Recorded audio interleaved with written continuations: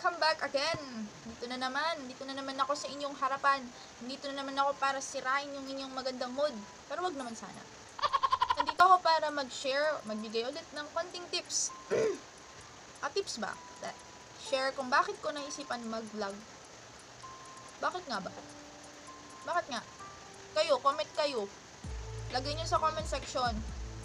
Bakit kayo nag-vlog?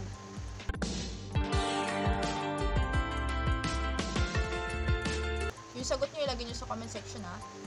Okay. Ako, bakit ko naisipan mag-vlog? Actually, nasa school pa ako noon, college. Actually, ano pa naman ako college student, pero graduate na. Hindi nga lang nakagraduate kasi walang graduation dahil dito kay COVID. So, matagal ko na talagang gusto mag-vlog. Oo, mahilig ako mag-video talaga. Mahilig akong kahit anong ginagawa ko before, basta maisipan ko lang na mag-video, bibidyohan ko yun. And then, hindi ko naiisip na i-upload kasi hindi ko alam kung anong dapat kong gawin. Unang-una, kailangan mo dyan, may load ka May YouTube ka nga, wala ka naman load pang YouTube. So, paano mo din ma-upload? May wifi ka, kailangan mo din na load. Diba?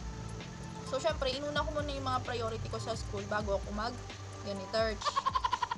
Kasi, dati, unahin mo talaga muna yung mga financial expenses mo sa school. Siyempre kung maglo-load, hindi yung mga pang-internet lang muna. Nag-YouTube din ako, pero hindi ko talaga naisip agad-agad na i-upload yung mga video ko. Minsan nga dumating sa point na ngayon, sabi ko sa sarili ko, dapat pala noon palang in-upload ko na yung mga video ko dati kasi dinilit ko na. Alam, marami ako mga funny moments noon Madami mga experience na halos katatawanan na kasama yung family ko. Kaso dinilit ko na siya kasi nga, sabi ko sa previous video ko ulit na turam lang yung phone ko, hindi kaya delete agad. So, sayang, pero hindi naman siya masasayang ngayon kasi gagawan ko ulit siya ng bago.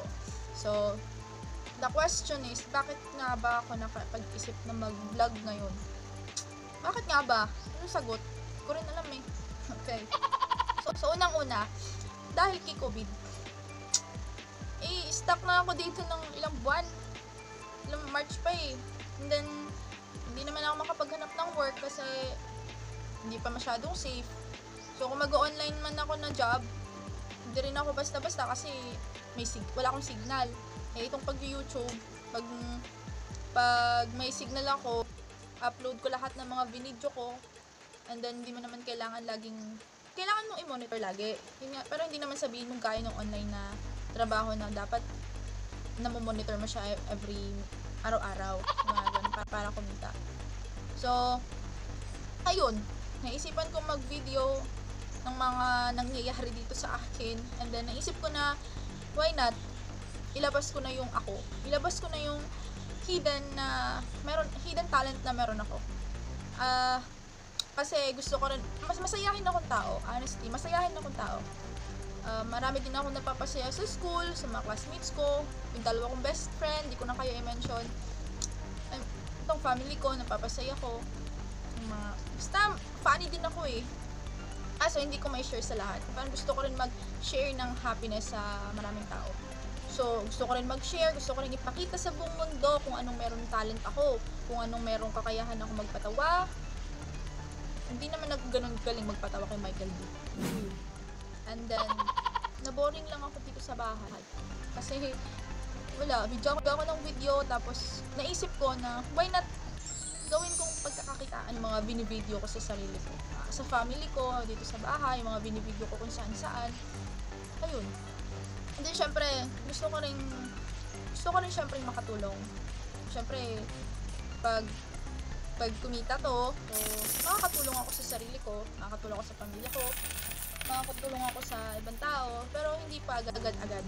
Kasi, marami pang requirements si YouTube na pinaghihirapan muna ng lahat. Kagaya ko ngayon. So, ayun. And then, kasi businesswoman ako, graduate ako ng marketing management business.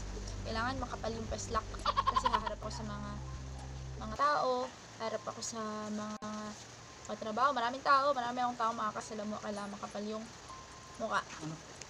So ayun lang po. Gusto ko lang talaga ding i-boost nga yung aking confident at kayo din. Sana i-boost nyo pa yung confident nyo para lalong marami tayong magawa. Okay? So, thank you again sa lahat ng nanood. And sana ay nag-comment kayo dun sa sinabi ko kanina. Okay?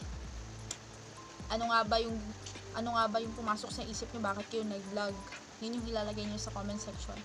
So, guys, please like kung nagustuhan nyo. Kung hindi nyo nagustuhan, o kung basher ko kayo, kung haters ko kayo, dislike nyo.